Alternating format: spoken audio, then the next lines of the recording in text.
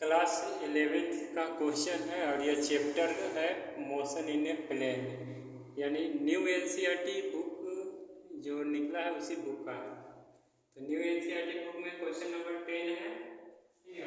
10 में है यानी एक्सरसाइज सोल्यूशन करना है, यानी एक्सरसाइज का क्वेश्चन है। तो क्वेश्चन नंबर 10 में देखना है क्या है, दिया हुआ है on an open ground a motorist follows a track that turns to his left by an angle of 60 degree after every 500 meters. Starting from a given turns, specify the displacement of the motorist at third, sixth and eighth turns.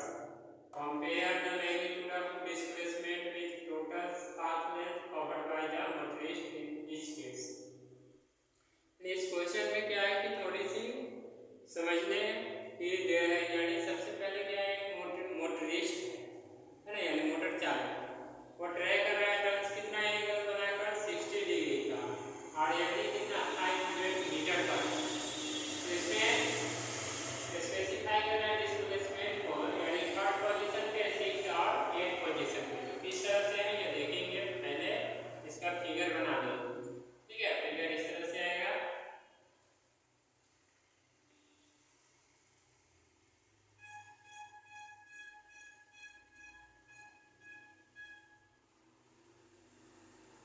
नाम दे देंगे इसका, ये जो हुआ यहाँ पर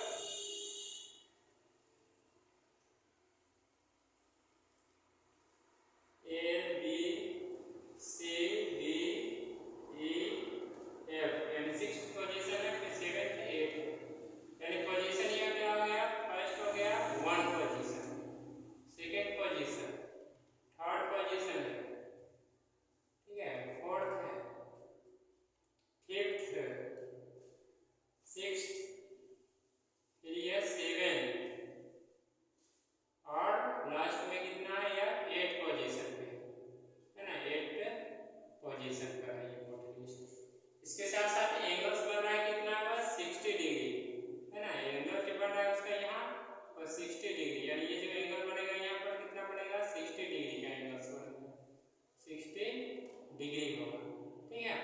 यानी first और सेकंड पर फर्स्ट पे है, फिर यहाँ जो एंगल बनेगा वो भी 60 डिग्री बनेगा, ये सब ध्यान में रखना। यहाँ पर बनेगा वो कितना बनेगा 60 डिग्री, फिर यहाँ पे बनेगा वह 60 डिग्री और इस तरह यहाँ पे बनेगा वह कितना है 60 डिग्री, 60 डिग्री। इस पॉइंट पे यानी first, second, third, fourth, fifth, sixth, 7th, 8th हर पोजीशन पर जो एंगल बनता है वह है 60 डिग्री, ठीक है। इस कंडीशन में हमें क्या बताना है, डिस्प्लेसमेंट और डिस्टेंस, यानी लिखा हुआ है यहाँ पर displacement and with total path length, यानी डिस्टेंस। तो यहाँ स्मैश करेंगे यहाँ और ये वाले पोजीशंस यहाँ पर। तो सबसे पहले हमें थर्ड पोजीशन का निकालना है, तो देख रहे हैं यहाँ पर थर्ड पोजीशन ये है डी वाले पॉइंट, ठीक है। इस पॉइंट के लिए हमें डिस्प्लेसमेंट निकालना है और डिस्टेंस भी निकालना है। तो थर्ड पोजीशन के लिए और डिस्टेंस जो ये मतलब कवर कर रहा है, क्या कर रहा है कि एंगल जो बनाना है वह एवरी यानी 60 डिग्री आफ्टर एवरी 500 पे। तो यहाँ भी ये ए से बी का जो है यह 500 हो गया, ये भी 500 है, यहाँ भी ये कितना है 500 ही, ठीक है। यानी इस पॉइंट से जो एंगल बन रहा है वो सब 500 है, ध्यान में रखना है ये सब 500।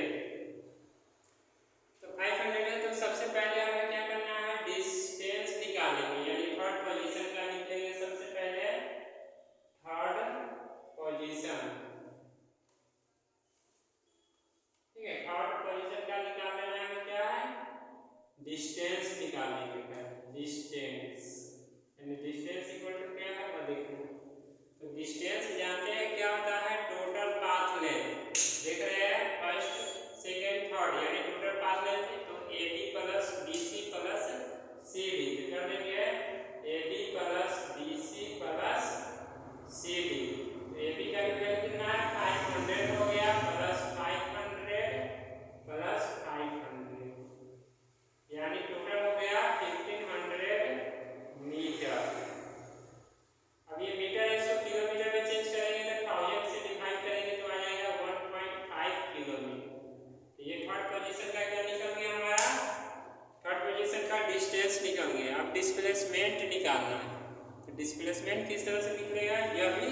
देखेंगे। तो डिस्प्लेसमेंट निकालना है, तो डिस्प्लेसमेंट हमारे यहाँ पोजीशन ए टू डी है, यानी डिस्प्लेसमेंट जो निकालेंगे आगे, डिस्प्लेसमेंट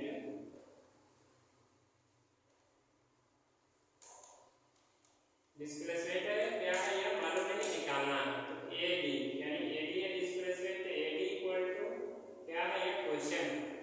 तो इसमें देखते हैं क्या है कि एंगल ये बन रहा है यहाँ पर, ये 60 डिग्री है, तो ये टोटल यहाँ बनेगा 180 का, तो ये 20 हो जाएगा। फिर यहाँ से क्या है इस पर ये परपेंडिकुलर लेंगे, तो 120 है, फिर ये 60 डिवाइड होगा और 60 का 2 पार्ट में डिवाइड होगा, तो कितना हो जाएगा ये 30 डिग्री, यहाँ भी 30 डिग्री होगा।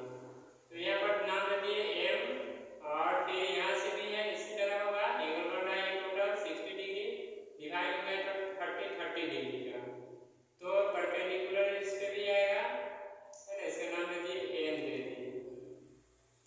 तो इस कंडीशन में एडी जो निकालेंगे, तो एडी इक्वल टू हमारा हो जाएगा क्या, M plus M N plus N D, देख रहे हैं A M plus N M N plus N D. इसमें क्या है कि देख रहे हैं एम बी सी एन, यानी बी सी एन एम एक रेक्टेंगल की तरह दिखाई दे रहा है, तो जितना ये बी सी होगा उतना ही एम एन भी होगा, यानी सेम है, B C equal to M N, ठीक है। तो कहने का मतलब एम एन का वैल्यू क्या हो जाएगा 500 हो जाएगा, बट ए एम और एन डी नहीं दिया हुआ है, यह हमें निकालना है, ठीक है। तो ए एम और एन डी में नहीं दिया हुआ, तो देख रहे हैं ये राइट एंगल ट्रायंगल बन रहा है ए एम बी, या तो ए एम डी में जो राइट एंगल बन रहा है, तो कहने का मतलब है ये परपेंडिकुलर है और ये हाइपोटेनियस है, या बेस है बी एम। सबसे पहले क्या करेंगे, हम लिख लेंगे परपेंडिकुलर बाय हाइपोटेनियस, क्या होता है साइन थीटा। पहले लिख लेंगे in triangle A M B, तो ए एम बी में देखते हैं साइन 30 डिग्री इक्वल टू होता है क्या, परपेंडिकुलर, यानी ए एम अपॉन, ठीक है, M upon A B hypotenuse, ये हाइपोटेनियस क्या हो गया, परपेंडिकुलर है 500, तो लिख देगा साइन 30 का वैल्यू कितना होता है 1/2, ठीक है। और एम नहीं दिया हुआ निकालना है, और ए बी का वैल्यू दिया हुआ है 500। अब ये 2 से 500 में डिवाइड होगा तो कितना जाएगा 250। इस तरह एम का वैल्यू जो निकला वो क्या हो गया 250 आ गया मीटर। कहने का मतलब जितना यहाँ पर एम का वैल्यू आएगा उसी तरह समझना है एन डी का भी वैल्यू सेम ही आएगा, ठीक है, या निकाल लेंगे। फिर इस ट्रायंगल में चलेंगे सी एन डी में, लिखेंगे in right angle triangle C N D, इसमें भी क्या हो जाएगा साइन का ही यूज होगा, क्योंकि यहाँ पर देख रहे हैं यह दिया हुआ है परपेंडिकुलर है और यह हाइपोटेनियस है, तो perpendicular by hypotenuse, perpendicular by hypotenuse sine 30 degree equal to N D upon C D, C D लिख दिए, तो साइन 30 का वैल्यू 1/2 और एन डी निकालना है, एन डी दिया और सी डी का वैल्यू 500, ये भी हो जाएगा एन डी इक्वल टू कितना हो गया, उसे डिवाइड कर देंगे 500 में तो 250, एन डी का वैल्यू 250 आ गया। तो अब हमें क्या करना है आगे क्वेश्चन, यानी डिस्प्लेसमेंट निकालना है ए डी, तो देख रहे हैं ए निकल गया, एन डी भी निकल गया और एम एन भी निकल गया, तो वैल्यू पुट कर देंगे।